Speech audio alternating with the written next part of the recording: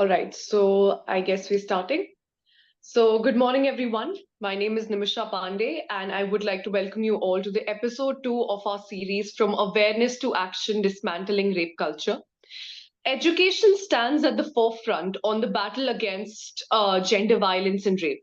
From early childhood development to ongoing community based initiatives, education shapes attitude, builds empathy, and promotes values that challenge the roots of rape culture.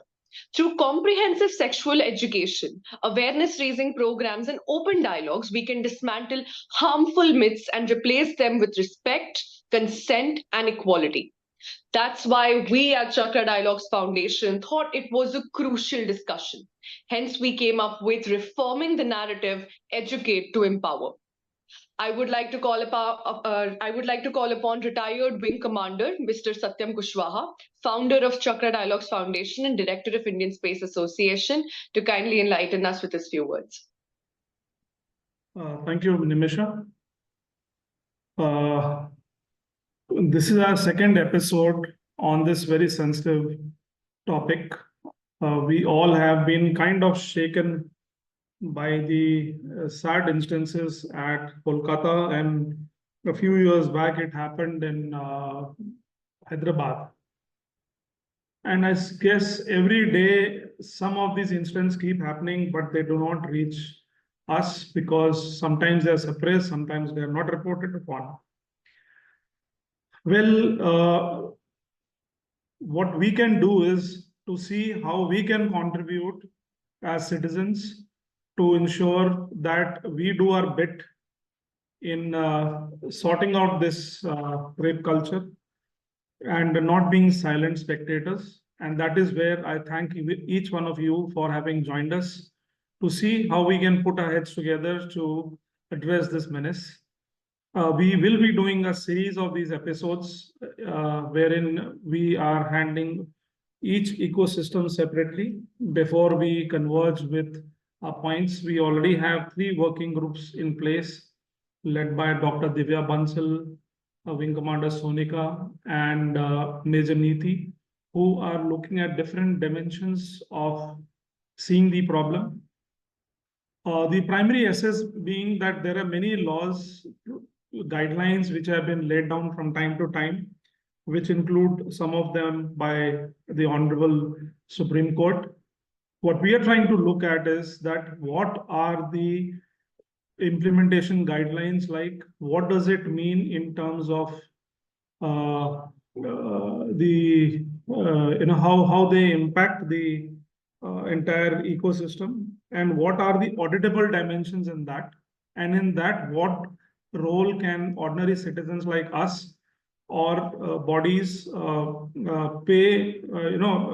apply their minds to kind of oversee that the implementation is done properly. And I think that is something which is within our right and within our capabilities, and that is where we are trying to focus our efforts on. We intend to come up with a proper report at the end of this, and we intend to have one final summing up a seminar where all the findings are put up, recommendations discussed, and then we intend to reach out to various government departments as well as corporate ecosystems to ensure that these collaborative thoughts and wisdom that comes to the table is put across, and this would include the courts and the Honorable Supreme Court. So we have a long-term vision to make it actionable and not only limiting it to a few seminars and then forgetting about it. So I am very determined, and so is our Chakra Dialogues Foundation. And I'm sure that all those who are joining us today, who have joined us before, and those who would join us in future, would also carry that sentiment with that passion and that sincerity to take it to a logical conclusion. With that, I shall hand you over back to our moderator, who shall take the proceedings forward. Thank you so much. Thank you so much, sir, to you for providing us with this platform so that we can all together work towards this cause. Today's session In today's session, we will delve into how education, both formal and informal, can be a powerful tool in creating a safer and more equitable world for all. We'll explore strategies, hear expert insights, and discuss actionable ways to integrate these practices in our schools, communities, and beyond.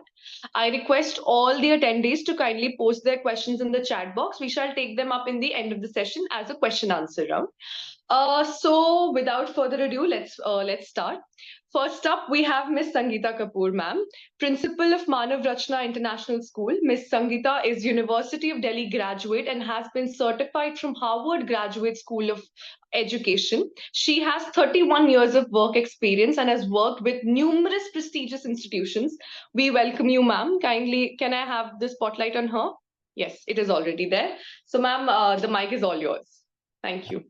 Thank you so much. I must first congratulate Chakra this initiative.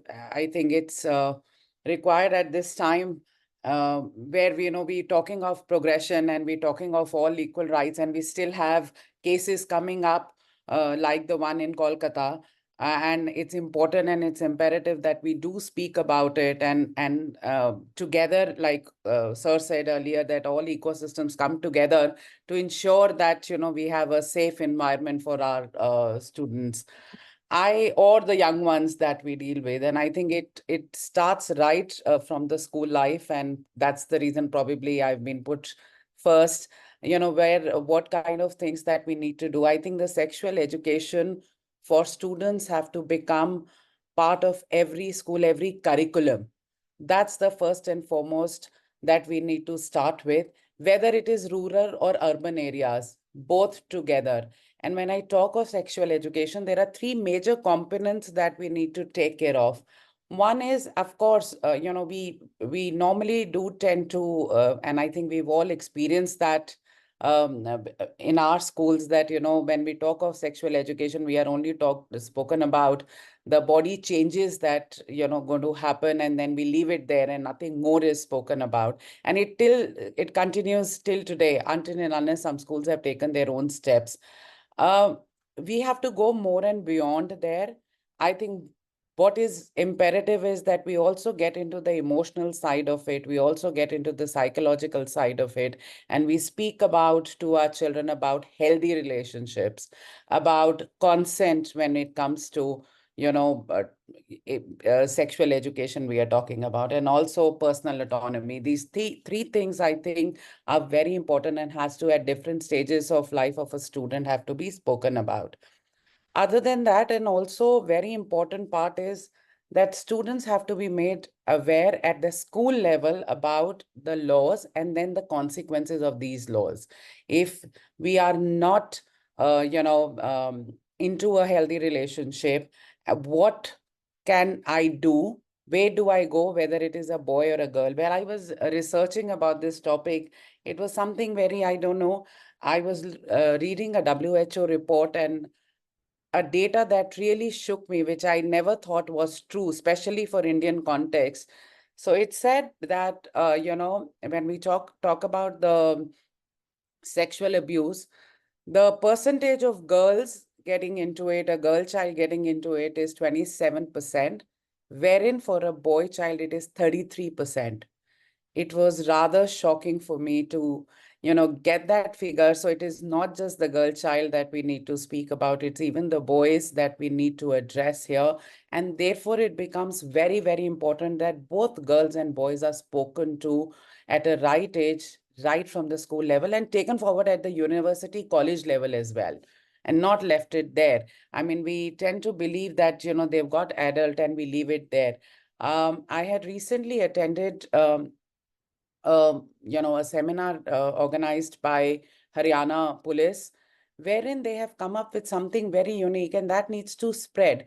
They have a helpline wherein, in case, by mistake, a girl child or a boy has put in their picture on social media wherever and they feel that needs to be deleted or nobody should be seen or is being blackmailed, we see of these cases, or being harassed about it, all they have to do is call up that helpline and they will be deleted from the server. And if they don't want neither their name nor their parent, nobody would even come to know. So that's the kind of work, our government is doing, but that needs to spread.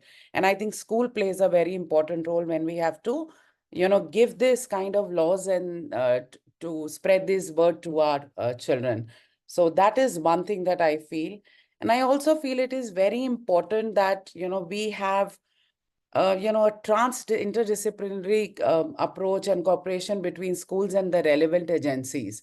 They are not working in silos. They work together and come up with something that can be implemented. And therefore, these national guidelines on prevention of sexual violence should be started in school level and not, let the children be left to on their own to explore in case they get into a situation like this.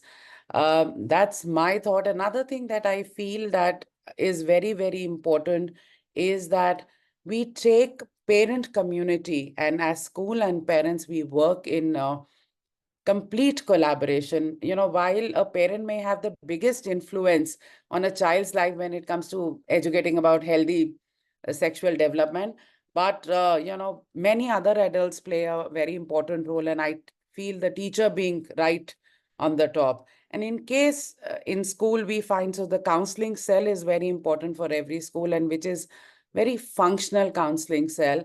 And in case we feel there is anything that a teacher feels that there is a change in the behavior, or something that is coming very unique in the child, whether it is dropping of the marks or anything which is alarming, needs to be then taken, reported and taken into consent of the parents and worked together. That's very, very important thing that I feel. And in continuous workshops, trainings, even for parents, how to address certain questions. So all children are going to grow up and all going to have certain questions, and ensuring that at right time those are answered and not left that, normally we tend to tell our children that, that's not your age. Let the time come, you would know. But if the child is asking a certain question, then definitely that age for the child has come, because the child has, figured out and will try, and children are curious, will try and find answers of those. So, it is very, very important that school, the agencies and parent work in collaboration, try and figure out a roadmap, a plan, which is, not ad hoc in nature, but plan, and where we try and give a complete information in a safe environment for our children. So that's my views. Thank you so much, ma'am. I personally loved how you pointed out that there are three components of sexual education, and the sentence which was spoken by you, that answering the questions which a child asks at the right time is a very crucial component.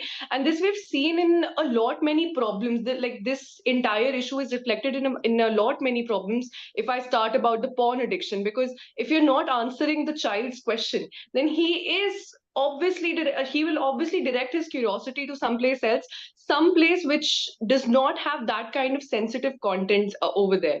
So this is one thing, of course, we all need to understand, as you all are teachers and I am in the youth generation. But thank you so much, ma'am. It was very I'll just enlightening. like, now that you pointed out, I'll just like to add here, we had a workshop, From and I'm giving you an example, quoting an example, which is like, which has been conducted in my own school. So we conducted a workshop for our children from grades 5 to 8. And we had, we went around, of course, speaking to them, getting into the context. And then while they were exiting the workshop, they were allowed to leave a question they still feel is unanswered. And they didn't have to write their name, and they had to write a list of questions. So as young as grade 6 had questions like, how safe is porn? And to take this workshop forward, we had called the same parents of the same age group. And none of the parents were ready to believe that, it cannot be my child. My child can't ask a question like, how safe is porn at grade 6? My child is very innocent. That's one thing that, again, a myth where, it needs to be broken, that all children will grow up, and for parents, they're always small. and they have this question, they may not come up because we haven't created that environment for our children to speak freely. For example, grade 6 children or grade 5 children, for them even to call a penis gets very difficult. They would call it main part, your main part, my main part. That's the kind of stigma in our society we keep, that we do not. And that's when we need to educate the parents as well. It's all right, a body part has a name. A vagina is a vagina and a penis is a penis. We can't call it main part. And that is where they shy away. And that's when they feel somewhere we're giving them that blanket that it's not good to talk about them freely. It's not okay to give them, they call them with their own names as well. And that's where we give them that blanket. And that's why educating parents more is more important than just the children. Children are very aware these days, right? Thank you so much, ma'am, for further enlightening us on the same topic. Now I would move on to the next speaker. Next up, we have Swati Pal, Professor and Principal, Janki Devi Memorial College, University of Delhi. She's a Fulbright Nehru Fellow Scholarship and a Charles Wallace Scholar, and the first Asian scholar to receive the John McGrath Theatre Studies Scholarship at Edinburgh University. She's the Vice Chair of the Indian Association for Commonwealth Literature and Language Studies and has been the recipient of several national and international awards, both as a teacher as well as an administrator. Ma'am, I have to say, personally, I'm very impressed by reading all of this. We welcome you, ma'am. Over to you.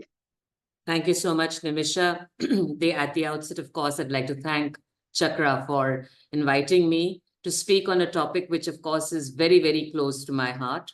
And I'd like to thank the previous speaker, Dr. Kapoor. Thank you so much. I'm actually just going to carry on from where you left off, really. You've really set the stage beautifully for me.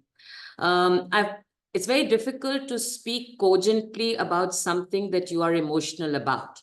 And for me, speaking about rape culture, and when I talk about rape culture, I mean in the widest sense possible, it's actually very difficult because there's so many things that are constantly, intersecting together. So whatever I speak might sound very, very disorganized. So I hope you'll forgive me that. The first thing that I'd like to say is that as far as I'm concerned, there has to be an acceptance that educational institutions do not have the kind of powers that perhaps Hogwarts School of Witchcraft and Wizardry has in the iconic Harry Potter series. We don't have any magical wands. There are no brews or potions.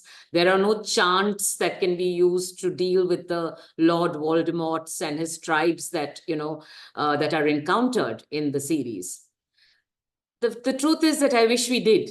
I wish we did have some kind of a magic potion or a chant that could, make all these things that happen in society disappear. What we have to recognize, what we have to accept, and that is, as I said, my first premise is that, and Dr. Kapoor has already spoken about that, is that educational institutions are among the stakeholders that hone an individual personality. My first premise, therefore, is that we cannot, as an educational institution, work in isolation to address the issue of dismantling rape culture. There has to be a collective and a concerted joining of hands of all the institutions that impact the environment, be it, as Dr. Kapoor said, the family, the judiciary, the government, school, college, university, and society at large. So inculcating values, ethics, healthy thinking has to be the objective and the joint responsibility of all people. Now, some examples were given to you by Dr. Kapoor of what she does in her school. And I'd like to say that in Janki Devi Memorial College, our endeavor, and it's very difficult to do that at college, because at college, we're not in direct contact with parents. But nonetheless, as a college, we make it a point every year to interact with parents, with siblings, with guardians. We also make the students interact, with people from varied domains, be it child right activists, be it armed forces people, be it lawmakers, be it, whoever. You could just be police personnel. It could be anybody. But we make sure that we open up these channels of communication between our students and all these varied people, including their own parents sometimes, because sometimes parents need to be educated far more than students do, as Dr. Kapoor has already told us. And, when we open up these channels of communication, I think the nuances involved in the creation of rape culture, which is the main theme for today's dialogue, and the methods by which these could be dismantled, these actually come to the fore. Because as Dr. Kapoor said, we don't speak about them often. And we don't speak about them often because we don't keep those channels of communication open. So this is where educational institutions can play a role, which is that they can create these platforms, these spaces where these channels of communication can intersect with each other. Because for me, these non-textbook, non-classroom conversations are more helpful. And not only that, sometimes they provide so much of knowledge which we cannot even through textbooks and within the classroom provide. When you get students to meet a child rights activist, the child rights activist can tell you about so many accesses that we do have to laws, to emergency helplines and so on, which we could make use of in case we do feel threatened in any way. Right? So this was my first submission. My second submission is that rape may technically or theoretically be defined as penetration of the human body. But what needs to be understood when we talk about rape culture, that it is much more than penetration. And students in particular need to be sensitized about the fact that we cannot define rape culture solely along these technical legal lines. If someone makes even a remark that is overtly sexual or that makes somebody uncomfortable, or that is not overtly sexual, actually, one must say so. So, the so-called everyday happenings that are trivialized as normal and okay, we need to tell our students that if they are not comfortable with it, if they find it shocking, they need to speak up about it. A man standing outside my college gates, within my college gates, I can ensure safety. But a man standing outside my college gates and masturbating openly, it is not okay. Sometimes even the police tell us, ignore it, they may get after you. But in our college, at least, we try to embolden our students and we try to tell them that they need to speak up. They need to say it's not okay. They need to, take recourse to the law. They need to come to us as college authorities so that we can take action. So no action, no statement, no behavior, no attitude, which makes a person even slightly uncomfortable should ever be taken lightly. And one should always speak up and speak out against it. This is one of the teachings that I think is very, very important for educational institutions to do.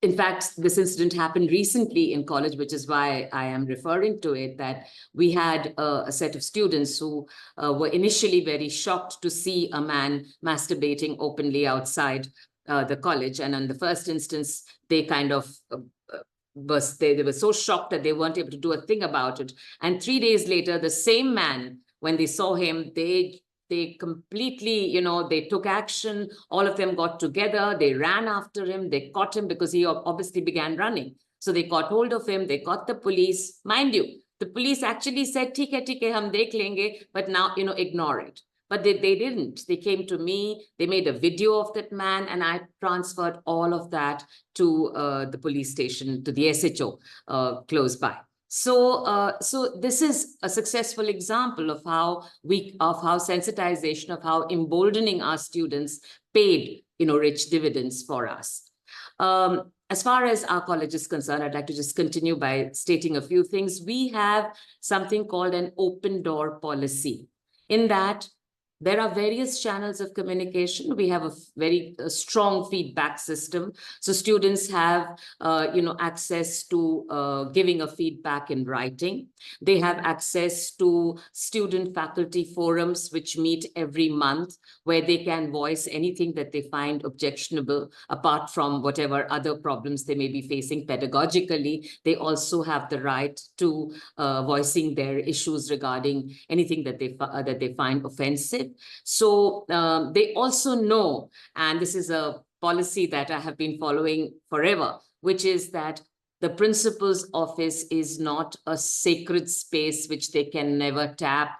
They know that they can approach me, they can come up to me. All they need to do is to find out whether I'm not in a meeting, and if I'm not in a meeting, they know that they can walk in. So that kind of a trust relationship, I think, is very, very important for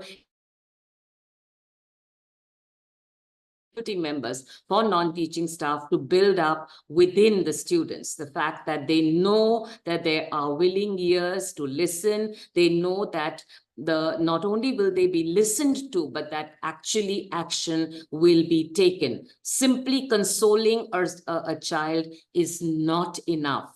It is absolutely not enough. We have to be proactive in taking measures that prove to the student that not only can these measures be taken by the institution, they can also be taken, individually. One more thing that I wanted to speak about was when we embolden our students to speak about what makes them uncomfortable, we also tell them constantly that they need to speak up and speak out against anybody whom they see as even a potential victim of exploitation of any kind. So it may not be you who's being exploited. It could be a classmate. It could be somebody else inside a bus that you're traveling, inside the metro that you're traveling. But if you see that the person is being threatened by any kind of exploitation, you need to speak up and speak out against it. So, when we talk about zero tolerance, it's not just zero tolerance to, in the case of my education institution, myself, my teachers, it should be a zero tolerance policy towards exploitation of any individual, man or woman. I would even extend it to animals, any kind of exploitation, we should all speak up against it. I'd like to go on to talk about the committees and the centers that my college has specifically for these purposes. I'm sure all colleges, all education institutions have something called an anti-ragging committee. The anti-ragging committee is not something that should be functioning only once a year when the freshers come in. The anti-ragging committee needs to be alert all through the year at all times to any kind of ragging, any kind of bullying. And that is the effort that my anti-ragging committee at least makes. And they are, of course, aided very ably by what we call our counseling committee, which constantly holds very relevant counseling sessions, both at the personal level, also at group levels, for students across all kinds of issues, be it familial. There are so many occasions where students are subjected to all kinds of exploitation in their homes, and they don't know what to do about it. That affects their personalities when they come to college. So we try to create these counseling sessions where there is, where they feel that it is safe to be able to talk about it, where we can try and then help them out through the Women's Commission or whatever channels that are open to us as an institution. And this is something I keep telling my co-principals from other colleges, that as administrators, we should not hesitate from making use. It's one thing to talk about, agencies that are available to us. It is one thing to spread the word about it, and it's quite another thing to make use of those agencies. Sometimes education institutions don't make use of these agencies, thinking that if I make use of this agency, my college will get a bad name. It'll get a bad reputation because, you know, certain facts will be disclosed that such and such thing happened. I think we've got to forget about that. I think what really matters, what is of intrinsic value to all of us, is the safety, is the mental health of everybody who is around us. So we've got to stop being scared about what might happen if we make use of these agencies and go right ahead and use them. I know that I do. We have at Janki Devi Memorial College, we have something called the Center for the Study of Disability Inclusion. Now, one of the things that we don't talk about often enough is the fact that if we're talking about exploitation, especially sexual exploitation, imagine how much worse could it be for somebody who is disabled. And, you know, we talk about disability and we intellectualize it, and we, you know, think about ways in which we can make the disabled, you know, feel included and so on. But what are the steps that we are doing to make them feel included? How do we ensure their safety? Because they're doubly, you know, threatened. They're doubly vulnerable as compared to a more able-bodied person. So at our college, of course, this particular center is, you know, constantly sensitizing people regarding such issues. One of the things that we have taken on is an add-on course on sign language. And I think if we need to communicate with each other, we need to learn different languages. And it's not just a first language and a second language, but that we should also start now thinking from school level onwards about sign language, so that we really, not just on paper, but we really make the disabled feel included, so that they too then get the kind of protection that we are generally talking about in terms of people who are able-bodied, right? So this was something that I wanted to talk about. We also have, I'm sure all colleges have this, we have a women's development cell, and we have a Center for Gender Equity Studies, again, constantly doing a lot of workshops and programs and sensitization sessions, etc. And I'd just like to end by saying that one of the things that I'm very proud about is that Janki Devi, after the recent RG car incident at Janki Devi, we are the only Delhi University college that felt so strongly about it that we took out a silent march against the incident. And not just this incident, but this incident is just symptomatic of what's happening in society. And I think it's time that we all stood up. It shouldn't be just Kolkata, because this incident is not true only of Kolkata. As I said, it's symptomatic of all of society. And I think people across states, across countries should join hands together to protest about it and to sensitize people regarding such exploitation. Thank you so much. Thank you so much, ma'am. If I talk about me personally, I really appreciate how you pointed out that certain institutions, they do not want to call out to certain agencies in order to, they believe that they're tarnishing their own name if certain names will come out forward. But what they do not realize that in reality, they're actually honoring their institution and their workforce by doing the same. So thank you so much, ma'am. I certainly have noted certain points from your speech, and CDF will get on it as soon as possible. Next up, we have Dr. Dheeraj Sanghi, currently the Vice Chancellor of JK Lakshmipat University, Jaipur. Dr. Sanghi has been a professor of computer science and engineering at IIT Kanpur for more than 28 years. During his association, he has held various leadership positions such as Dean of Academic Affairs, Chairman, Senate, Undergraduation Committee, and many more. Apart from this, he has worked closely with various Indian and international industries in full-time and consultant positions. We welcome you, sir. Over to you.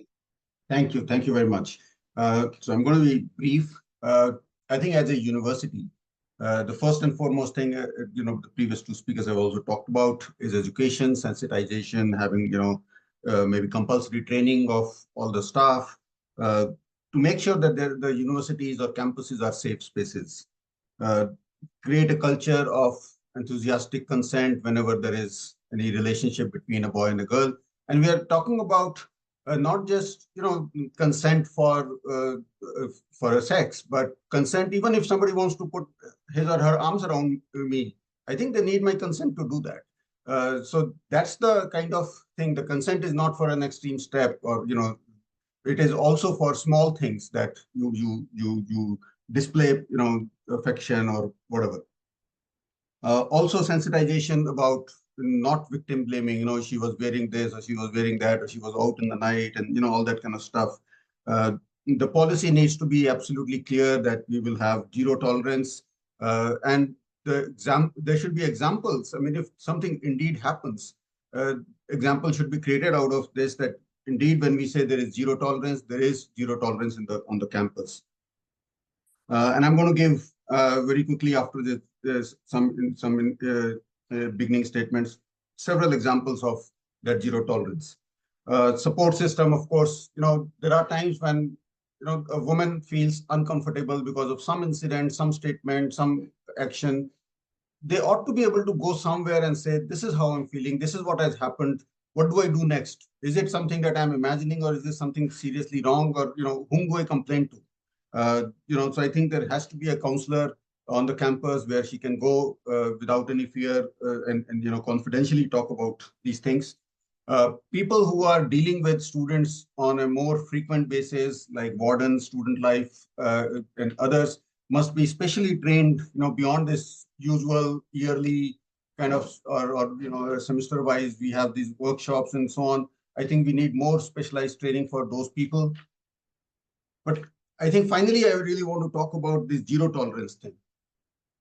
Recently, there was this incident reported that some male student had put video cameras in female bathrooms and then, took several videos and sold those videos to other students in the campus. And I'm like, how is this even possible? I mean, so there should be obviously a very harsh punishment. And I can tell you, if this would happen in my campus, the person who put videos, of course, has to be terminated. I mean, the person cannot stay on campus or be a student of the university at all.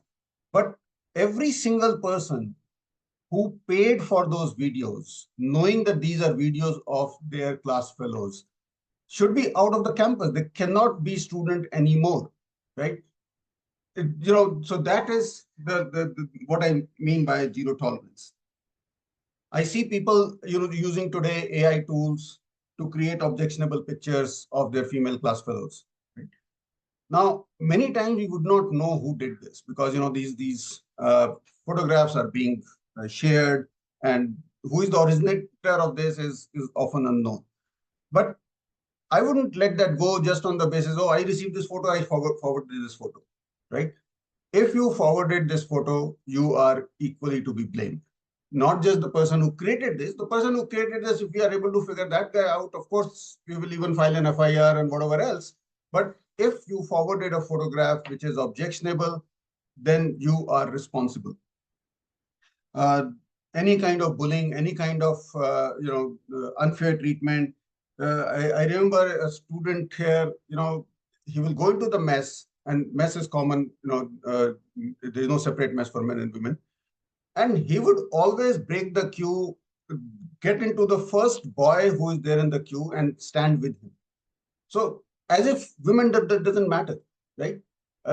So we one day got hold of him and said, look, this is unacceptable. And he's like, no, I want to talk to my friends. They said, if you want to talk to your friends, take permission from everybody who is behind you, whether you can break the queue. And if everybody unanimously say, yes, you can break the queue, of course you can break the queue then. But, this is, to me, gender-based discrimination, because you are breaking the queue only till the point there are women, and you're not breaking the queue beyond that. So it's clearly you're saying that, women can be taken for granted. There was a case here where, a student said something to a girl student, and then they had some arguments and so on. And, what happens is that, so in that case, what we said was this male student who was a brilliant student and therefore had huge amount of scholarship. We didn't charge him tuition or something. We said your scholarship is over, okay? Which really meant a fine of almost 10 lakh rupees. The scholarship amount was almost 10 lakh rupees. And we said, look, a student who does this cannot get scholarship from the university. Right? Now, he will go to this girl room and say, please withdraw your complaint, please do this, go to the vice chancellor, talk to him like this, that, etc., etc. And the girl comes to me, sir, this is heavy fine. what can you do about it, and so on. I said, look, you had a right to complain. You have complained. We have investigated. We have found the complaint to be true. You have taken a decision. Now you cannot request that this fine is too much. What is the punishment? We have always said zero tolerance. So the punishment is going to be heavy, and you cannot now withdraw this thing. So I think that also happens in the society a lot. You put pressure on the women to withdraw the complaint. That cannot be allowed in any reasonable system. Putting private information on social media. Of course, many times students create accounts which are not in their name, and those accounts are used for putting out private information about women.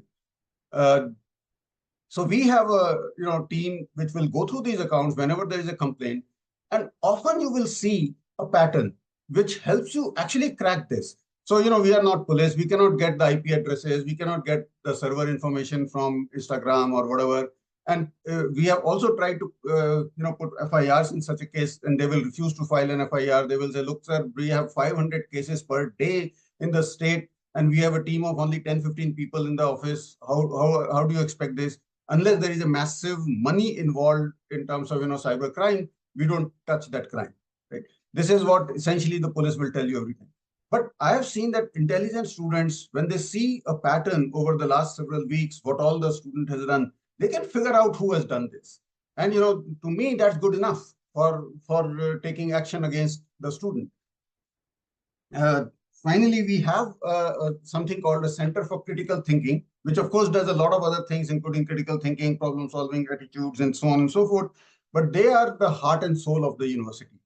They are the ones who would every month organize events around creating safe spaces, of course, not just for gender thing, but for caste, for religion, for everything else. And I think that's, in general, we are saying that the university ought to be safe space for everybody. You ought to be able to say reasonable things to anybody and so on, but you should not be able to make somebody else so uncomfortable that it is no longer a safe space for them. That's all I have to say right now, and I'll be willing to take questions at the end. Thank you. Thank you so much, sir. I genuinely took note of the fact that we need to mobilize students in the identification of perpetrators in certain cases. As at certain cases, we cannot rely at the agencies or institutions in place which are meant to deal with these cases. So thank you so much, sir.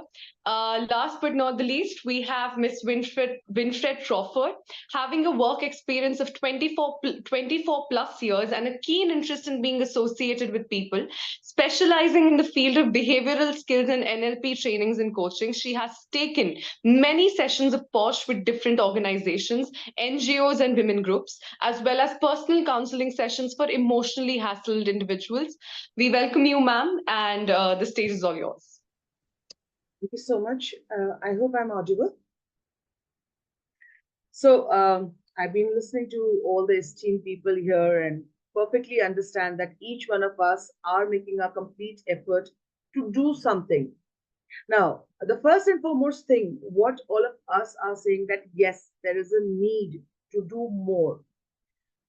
The POSH law was launched in somewhere, the act came into existence in 2013, and POSCO came into existence in 2012. The scenarios between 2013 and 12 to 2024 has changed a lot. In these past 10 years, we have also faced COVID. We have become more prone to digital. The access of phones and digitalization has made us more aware of things that are happening across. So whether we talk about pornography, whether we talk about things happening, people are getting more access. They want to be more. As if we talk about the Supreme Court also says that there are loopholes that are there in the POSH. And to make a woman feel safe when it comes down to POSH, whether she's going to work, whether she's going to an educational institution, whether she's a student, or on the matter, she should feel more safe. And on those safeties, they feel that a freedom that we should acknowledge, being Indians, we have a right to freedom. As a student, as a child, as a member of the society, as an Indian, I have a right to live my life freely, being aware of and free of any mental torture. So that's one thing that we have to take care. As institutions, we are taking steps to do more. What we have felt here is the need of understanding a law. Rather than being fearful of law, we should be more freely accepting the law as a safety guidelines. We should not look at it as, that if you are going to do this, you're going to be punished for 20 years, you're going to be in prison for 20 years, which is one of those things. On the other hand, while reading on the cases on POXO, a person, the High Court easily evicts them. All right. If there is no proper evidences, or if the court feels that this is not to be done because the laws are not very stringent when it comes down to POXO, they are evicted, they are given the freedom. So that is another thing which we need to look into, that if a case is coming up, the psychology as well as the penetration of the case should be taken seriously and looked into as to how stringent the law can get. So the awareness, when we talk about, rightly said by Dr. Swati and by Dr. Dheeraj, the Vice Chancellor, everyone is talking about that students as well as the family background, the culture that they come from. That also is very important, because if something is happening in their house, if a woman is being tortured in their house, if a child is being tortured in their house, and they see it every day, they will feel this is part of my life and this is how I should be going around. So the cultural thing, we should be taking it, educating these children to educate their family, not just to only keeping it to those institutions, not just only keeping it to the schools, not just only keeping it to the universities. Here, when we talk about law, when we talk about making an IC committee, it should not be something only because I have to fulfill and not be getting fined the 50,000 rupees.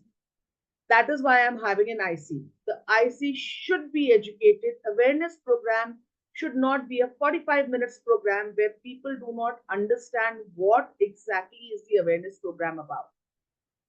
Most POSH awareness programs done in institutions or colleges, or, and I'm talking about general, or for that matter in companies, is done with an idea of it is a mandate. So from a mandate, we have to take it that it is not a mandate and not a compulsory, but the need of the hour to understand and to support the institutions, the government organizations also, at the same time as being a person where I take the responsibility, what is my responsibility towards my society. So when a child comes in and tells us about it, let's not hush it up just to give a good image to my school and institution, but we must look into what can be the remedial thing. We also should be open to speak up about it and take the case seriously. So I was reading about on 6 September 2024, recently, there's a case that has happened. And again, the school tried to hush it up. I would not like to take the name of the school at the moment, but they hushed up the case just for the simple reason that they did not want their school to have a bad name. So this is where we have to take a step, that we should not let it put as, our organization would get a bad name, so we should cover it up. Steps are to be taken on a level that if a child is approaching, because other than the parents, a child approaches their peer, their friends, and then their teachers. The teachers would come in later. So making a child aware about these things, we tell them that you're not just protecting yourself, but you're also protecting your friend. You're also helping your friend in doing it better. And seeing if that child is going into some sort of depression, is the child is being extremely quiet, is there a reason why the child is not opening up? Sometimes these children come with these incidents happening in school. When they come to college, they become introverts. So if we have a counseling session, they may not be that good at doing it. So why does a child who comes just to the first year of college and commits suicide? What were the reason behind it? Why shouldn't we look into the reasons so that other children do not follow into the same trap? So these are some of the things that are being brought up. And our Honorable Chief Justice is really working and they are putting in a lot of suggestions when it comes to POXO and POSH. So a regular reading about that also is very important by eminent people. We can do is an awareness by circulating these things when it comes to us, that what are the recent laws, what are the amendments being taken care of, and how these amendments can benefit not just as a principal of the school, but even if it is sent to the parents and the teachers, simplified in the language that the peons and the lower stretcher people understand. That is another step that can be taken, which would help us to reduce or to bring down this culture of rape or harassment against children and of uh, women. So that is where I would feel that we can work on more and more onto it. So if any questions, I would be ready to take those. I hope I've utilized the least amount. Yes, ma'am, definitely. Your idea of simplifying the recent laws and amendments which have been made, because I have a younger brother and I really want him to understand what is going on with the Supreme Court and everything. But if I hand him over something to read, he is not able to understand that. So there is a very impending need to make children understand, and for that we need to give them a simplified source of what is happening in the nation and what is happening to deal with what the current events. So thank you so much, ma'am. So I would like And to add to this, Nimisha, what you have said is one line, that rather than being fearful of the law, we should love the law. Because these laws are made to give us a better society, to give us a safe environment. So if we are inculcating in our children, if we are inculcating in our younger brothers and sisters and in our family, they should not be fearful, oh, if this happens, I will be in prison for 20 years. That is when something happens. So prevention is always better than cure. That's the reason we are using the word prevention of sexual harassment. So don't let that sexual harassment occur. So the first thing we have to take is steps. How can we make it more safe and more preventive? So that is what is my submission. Thank you so much. thank you, ma'am. So I guess we're up with all four of our esteemed speakers. As we come to the end of today's webinar, Reforming the Narrative, Educate to Empower, I want to take a moment to thank each one of you for being a part of this critical conversation. I would like to call upon Ms Shalini Khanna, Head Communication and Outreach at Chakra Dialogues Foundation, to provide this summarizing events. Satyam sir, you've raised your hand. Yeah. I think I'll let Shalini ma'am first give her comments and then I'll interject. Yes, sir. Yes, sir. I have that in queue, the way I was advised to.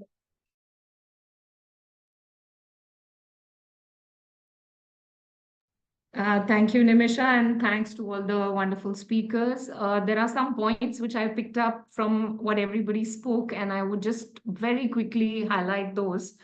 Sangeeta ma'am spoke about the education in school, that the school needs to make sex education a part of the curriculum. It already is. I am aware of that. But we are mainly focusing on the physiology and not the psychological aspects of sex education. Like she said, we use the word main parts and we're not focusing on the actual words that we need to use. And the even me as a teacher, I used to hesitate in talking about these things. But nowadays, with the new generation coming, and I think the teachers need to be more open in talking on discussing about things so that the children can also come up to you and talk about whatever the questions they have. Like Nimisha also said, that there is an addiction to porn because children want their questions answered. Now, if the parents don't answer, if the teachers don't answer, if the friends don't answer, they'll obviously be looking for answers elsewhere. So we need to be open now with our children because this is a new generation. Right. I loved the part about the teachers counseling and the counseling cell in, the field of education. That's very important. All committees need to be in place and the teachers need to be sensitized. Professor Swati Pal spoke about something which I really liked, that definition of rape is not just penetration. Even a smallest of remarks, a smallest of action is not okay, is not normal. And I loved the fact that they took action against that person who was misbehaving outside their college and didn't ignore, like police would say that, okay, ignore kar do, aise log hote. No, it's not okay. And if all the girls and all the boys are ingrained with this psychology that zero tolerance, like Dr. Dheeraj also said, zero tolerance, and even the smallest of remarks are not okay. Like I said in my previous episode, and I guess some people really appreciated that we ignore the whispers, that's why we hear the screams.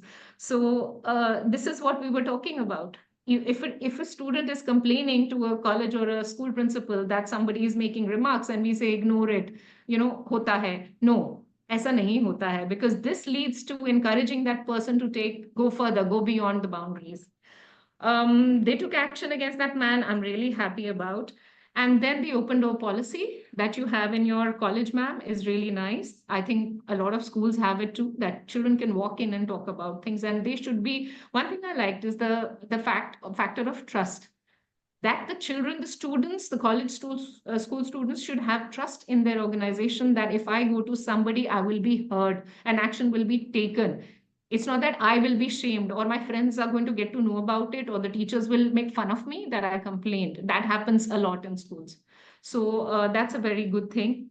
Dr. Dheeraj spoke about the value of consent. He says, why about just, rape or anything? Even somebody putting an arm around you or slapping you on your back also needs consent. If the person is not okay with it, you should not be pushing your boundaries. So you should know where to, stop. Training of school teachers and educators and wardens, excellent initiative. And he mentioned about not just the person who's making videos, but even the people who are forwarding it or buying it and using it are also people who are committing the crime. They should know that. There has to be a deterrent for them too. I loved what Winfred spoke about, the law part. She says we should not be. Now, that's something even I used to think that laws should be a deterrent. No, she said something which has struck a chord with me, that we should love the laws because they are there to protect us, not for scaring us that if I do this, then this may, I may be punished for that. But we should be loving the law, knowing that this law is made to protect me. So, that is kind of summarizing everything. Like I said, even in the last episode, we were talking about is that institutional accountability. Again, I would like to reiterate, whether it's schools, colleges, universities, even corporates, the institutions should make sure that the place is safe for the people who are working there, people who are coming there, and they should be the first ones to take action against anybody who breaks laws or does anything that is not, acceptable. Thank you so much. That's it from my end. I would like to request anybody from the audience, if you have any questions. I can see Ms Nidhi Kapoor who has raised her hand. So we need to let Nidhi Kapoor unmute herself. Keshav, she has a question.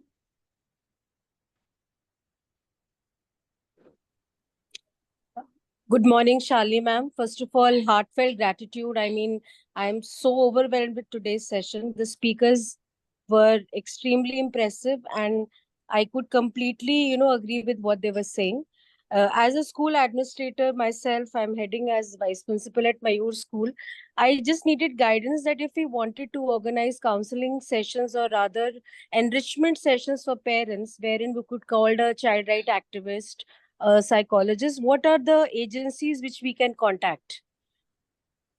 Nidhi ma'am, you can contact us directly and we shall organize whichever counseling session, whether for students, teachers, parents, shall be done. All right. Thank you so much, Shalini ma'am. Thanks a lot. Any other questions we have from any other speaker, please? You may raise your hand and then we shall unmute you.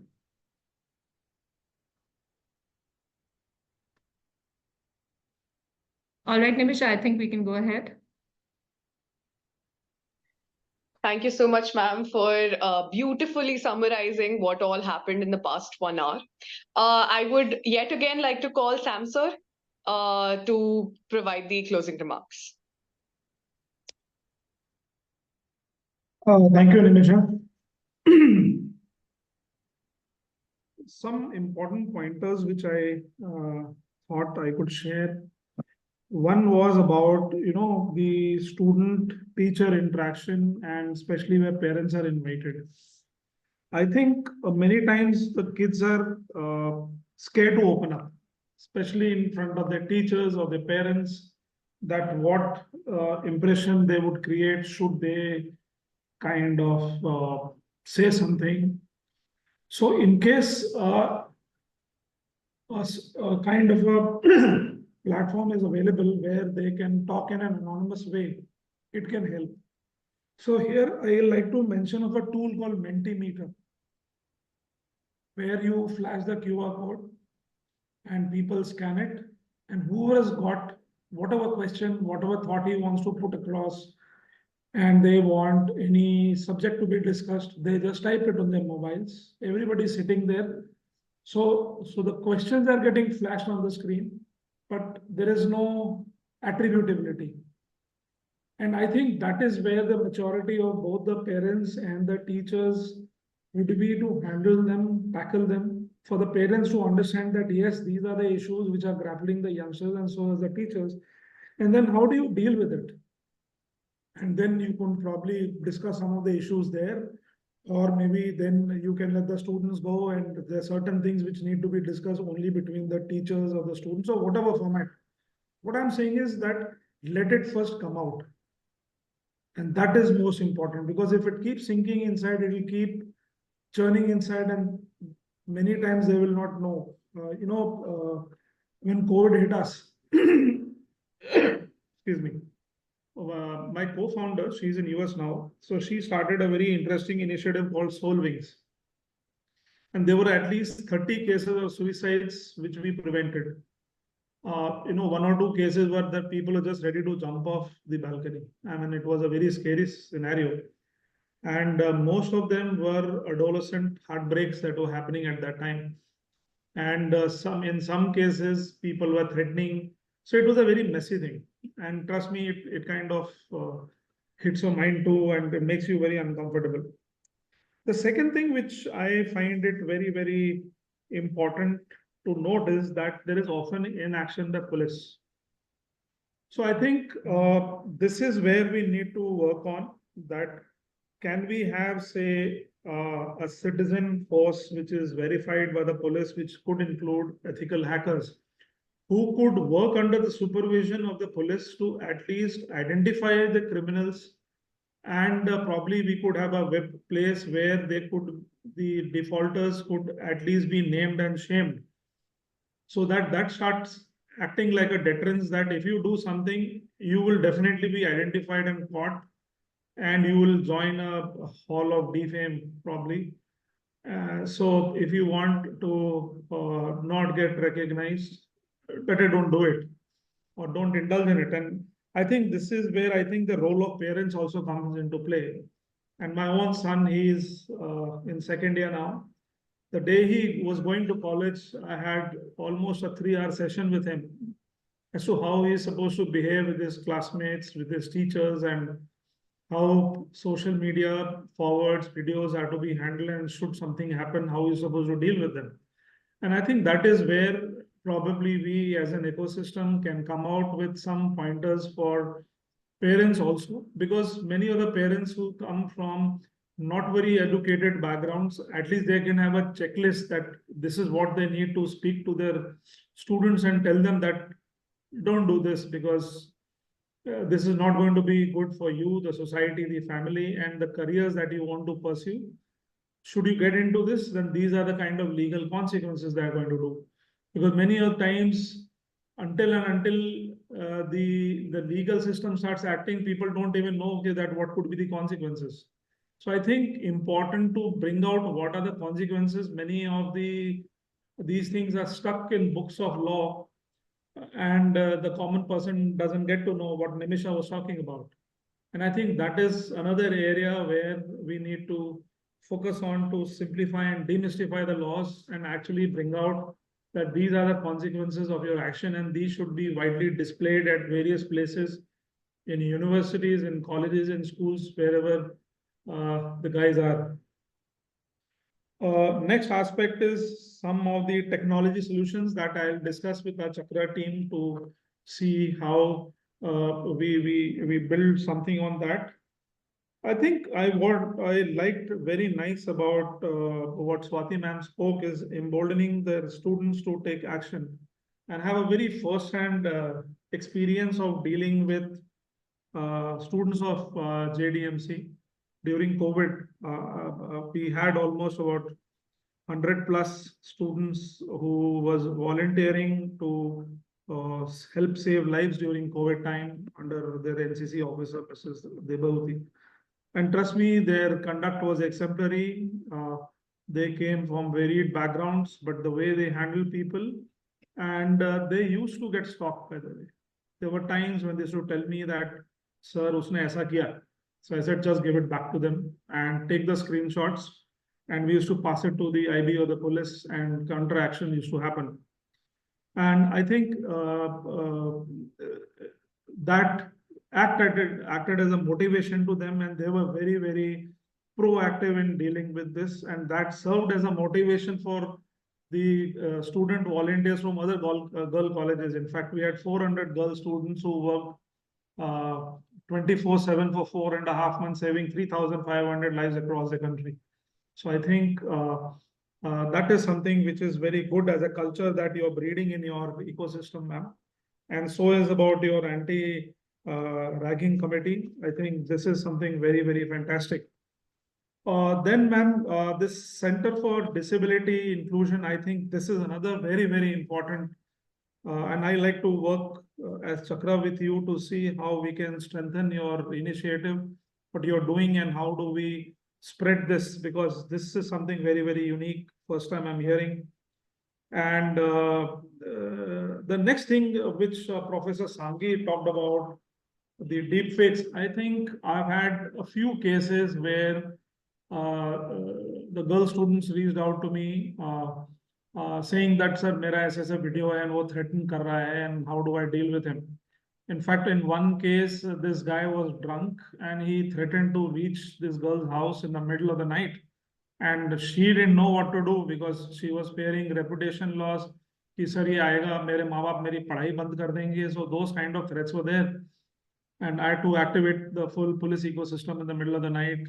And it was a very scary thing for me too, because on one side I was walking a very delicate line between protecting that girl, her honor, and handling this rogue guy who was drunk and he was just not ready to listen to any logic.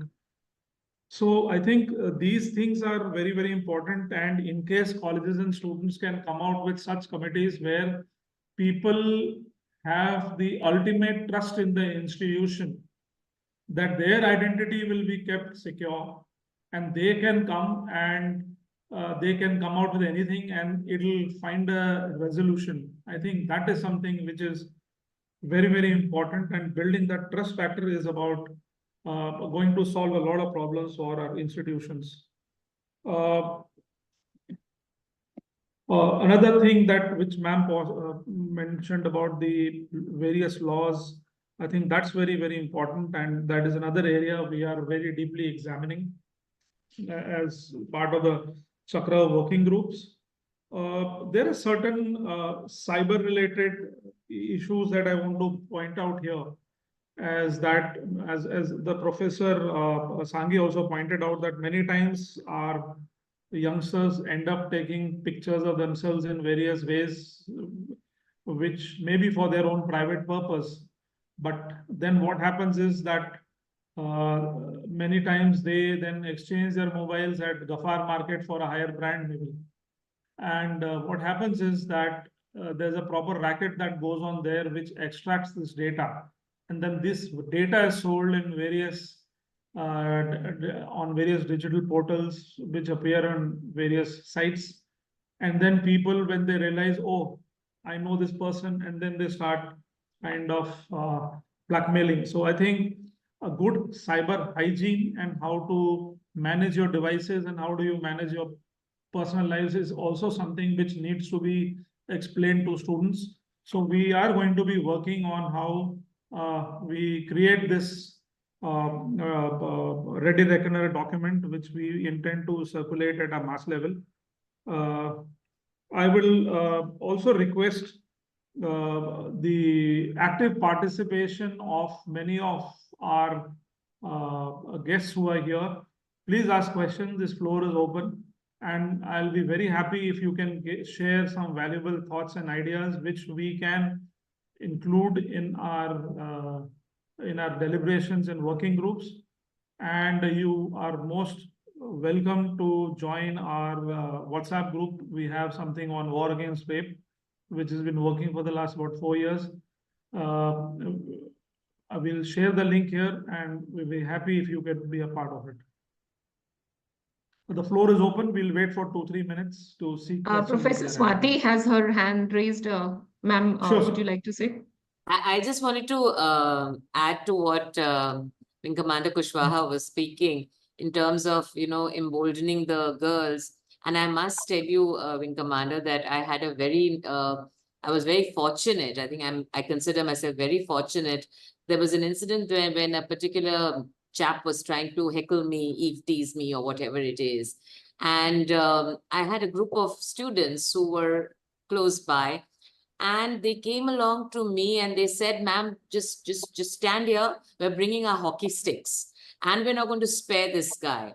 Another time, there was a rickshawala who entered the college, and I was going back home. And again, he kind of whistled and said something.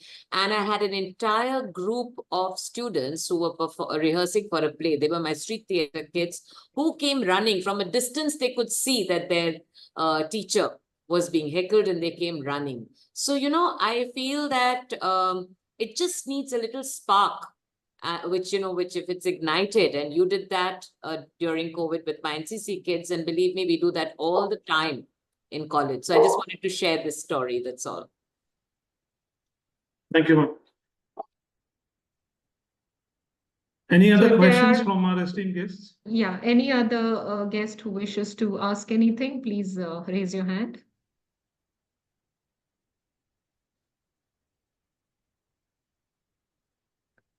Yeah, I guess, Nimisha, we can conclude now. Since nobody is asking any questions, I would actually like to use my position as the moderator to pose one question to Winfred ma'am. Ma'am, you spoke about how we as citizens, we need to love the law in order to, we need to understand that it is there to protect us. But in these discussions which happened in the past 1 hour, we came across certain examples wherein jahan pe students ne kuch bola hai and the institution is not taking any action in order to tarnish its image. So being a young girl, how am I supposed to love the law when I know that certain of my friends in the past they posed such questions and such action was taken against them only? So if you could just elaborate on that, and then I'll conclude. Misha, the person who took action against those students is not the law. It's the people who are fearing the law or who don't want their image to be tarnished. So they're actually being hindrance in stopping you going ahead and embracing the law. If you know that the law is there for your protection, maximum of women, why do they do not complain? And there's a very nice song, kuch to log kahenge, logo ka kaam hai kehna. Isn't it? So I always teach my children and say, that kuch to log kahenge, but you have to come out, be bold enough. You cannot. So, whenever I read about this, we always say, hi, Bechari, right? If there was no Bhavri Devi, she went through a trauma. She's still going through a trauma at the age of 70. Prevention of Sexual Harassment 2013 would not have come into existence. We awaken, we wake up when somebody really, comes and wakes us up harshly.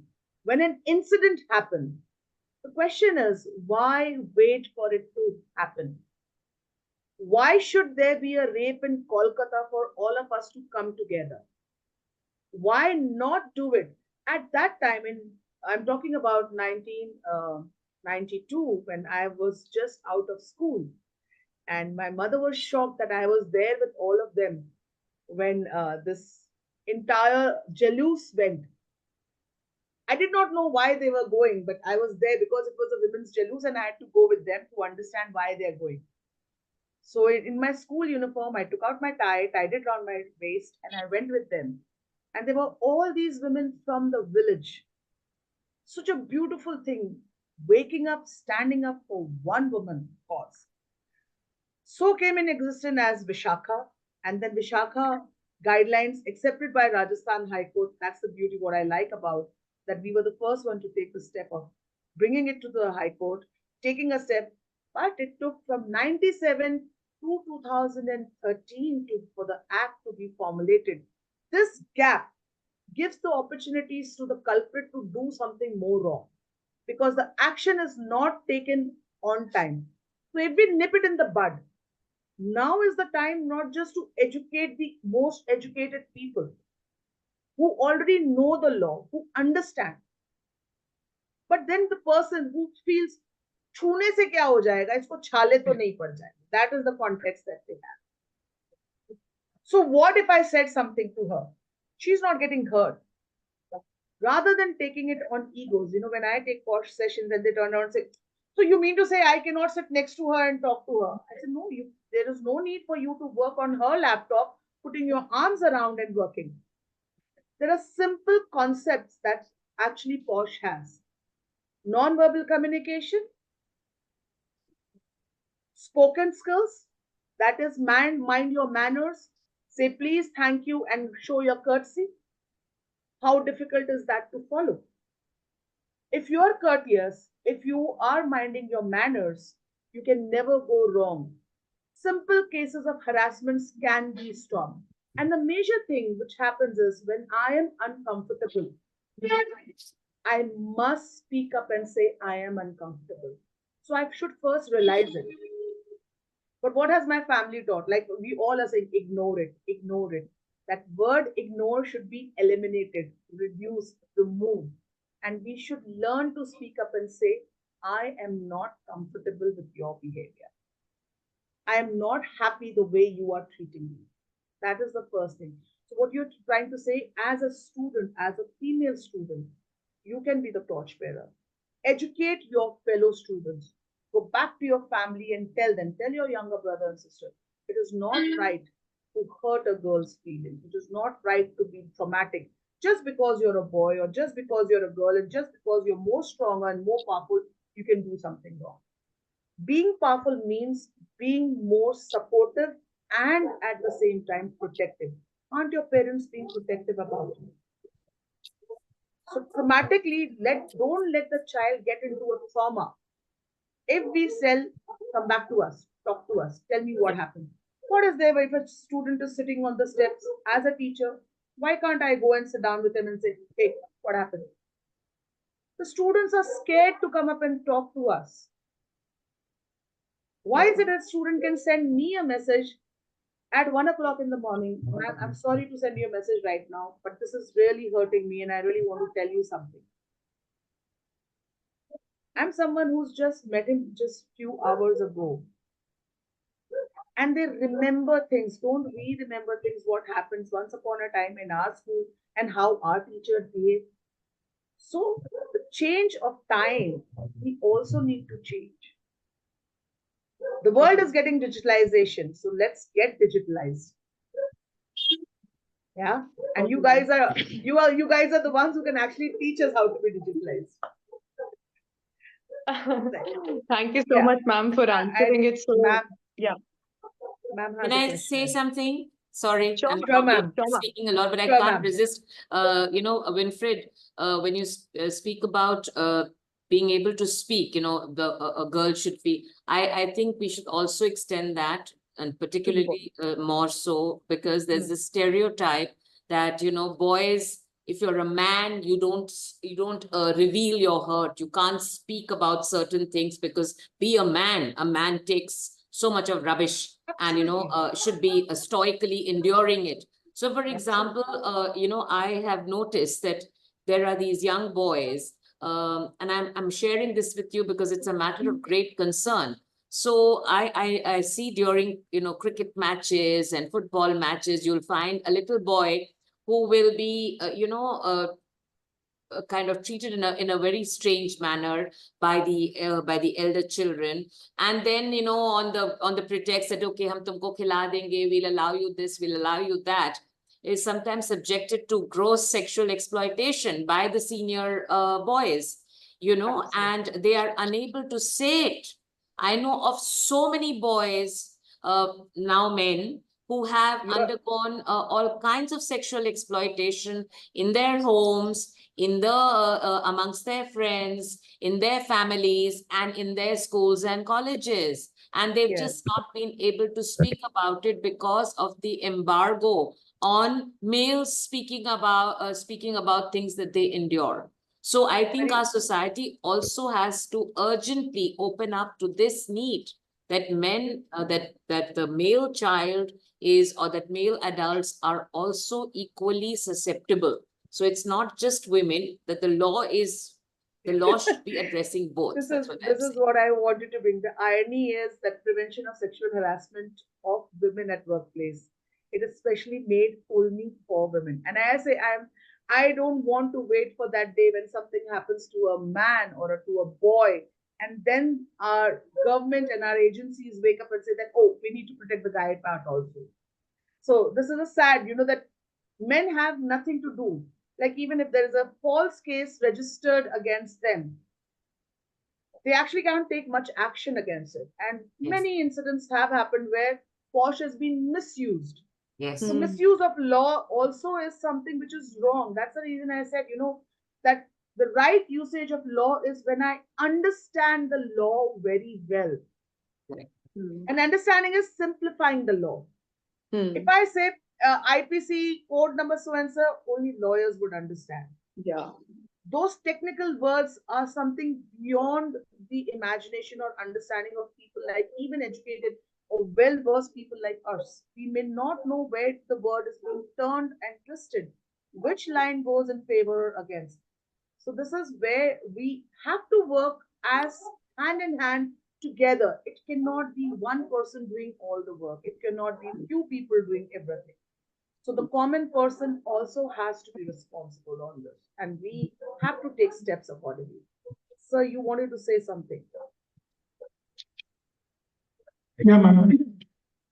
It's very well